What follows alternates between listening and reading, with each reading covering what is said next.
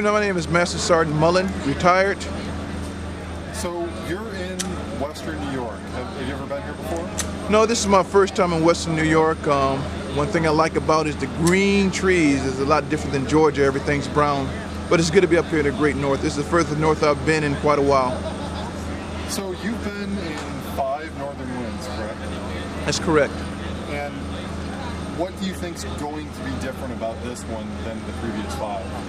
What's going to be different is the terrain. It's a lot more thicker. The vegetation, the mosquitoes. The mosquito must be the national insect here in this part of the state. And also the scenarios, it's a lot more condensed. It's going to be pretty challenging. It's pretty easy to navigate, but I believe that the terrain is a lot more thick, it's flat, and the weather should be, the weather should be good the whole weekend. Now, your motto is march or die. That's correct. So, why is that your motto, and how does that show up in the way you play at these simulations? Well, originally got that motto, March or Die, from Command Sergeant Major Purdy, who I served with in the 1st Ranger Battalion. He was also my Command Sergeant Major on the 4th RTP, the 4th Ranger Training Battalion.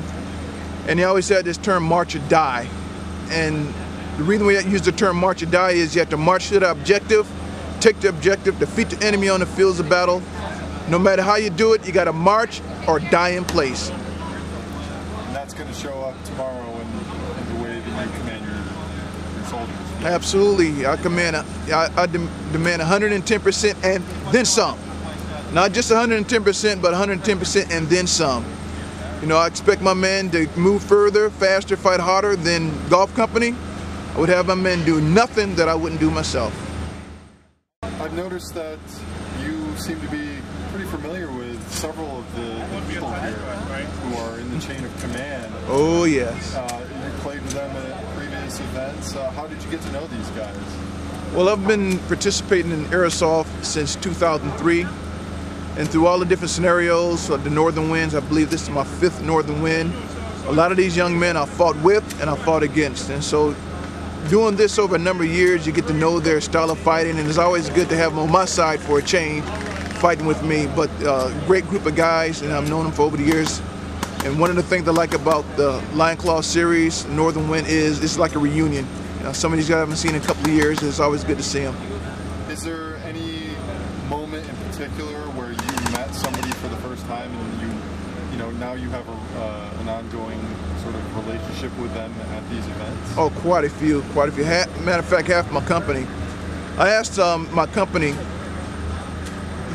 how many people this is their first time being here? Around 5 or 6 hands raised up, and the rest of them, I've known them over the years, and a great group of guys.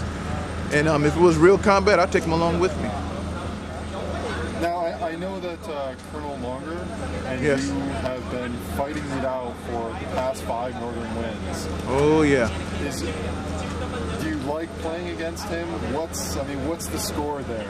Who's ahead? Whoa. Well, I fought in quite a few of these Lion Claw series, but Colonel Longer, whenever him and I go up against each other, it's real tactical. Real tactical. We're trying to anticipate. Oh my God. In the morning and okay.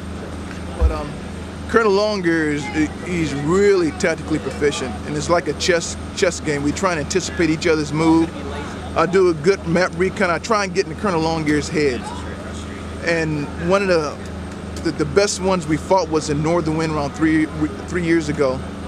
It was really, really tactical, and it went all the way down to around the last minute. And if we would have 30 seconds left, he would have won it, but I won with 30 seconds left in the game. But he's really a formidable opponent. All right, I'm going to switch tracks a little bit here, and I'm going to ask you, have you had a chance to meet any of the National Guard guys here that helped get Northern Wind in New York this year? Yes, I have. Staff Sergeant Park, awesome individual, awesome NCO. And I'm impressed with these National Guardsmen here. There's no distinction between the National Guard or the regular Army. They're all the same, the Army of one.